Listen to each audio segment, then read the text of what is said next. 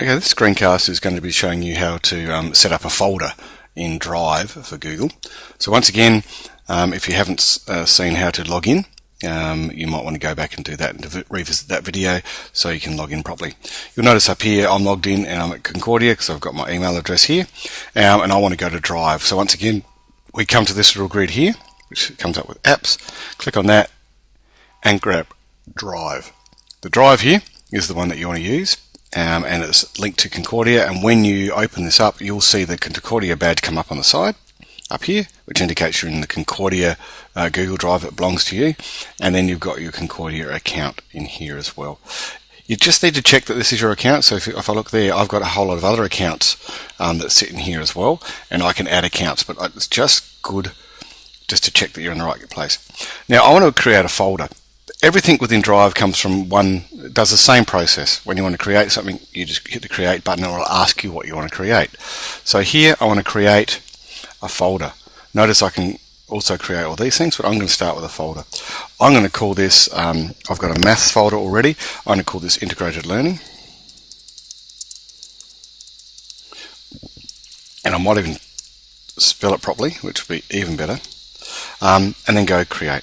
If I type it wrong, I can change the name afterwards and those kind of things. And you'll see that it comes in here as under integrated learning. If I want to do some more things to it, I can click on this little tab here, the little tick, and up the top here you'll have all these things. So more things like I could rename it. So if I did my typing wrong, I could come here and rename it. I could add a star if I want to make it important, or I can do a color. Now I like color coding things because it just makes it easier for me to see, and that's great. So I've got that one there. I also might want to put inside integrated learning another folder. So as long as I've got that highlighted, I can click on here, and integrated learning will open up with nothing, and I'll go create folder, and I might call this task 1 and go create. And now what this will do is do a folder hierarchy for me and store everything in it. And I can go task 2, task 3, task 4. So once again, to generate anything or build anything, you must go to the create button, create, choose what you want to do, and it will put it in there. If I want to color code this one again, I can come into here, go more, move down to change color, and pick a green color. So I've now color coded that, and it just makes it easier to see what's going on.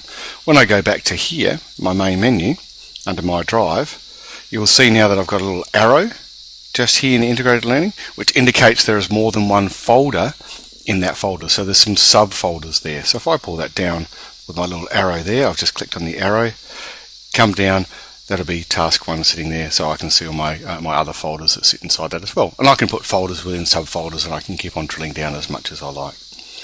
The other thing you would have seen when I was on here, I may want to share this folder with someone. So I might be working with another teacher creating some lesson plans or some units of work. If I just click on share, it will come up and I'll be allowed to share that with anyone I want within the Concordia domain. So I can come down here and just put in fredsmith@concordia.sa.edu.au, and it'll be shared with them, and it will appear in their shared with me documents in Drive.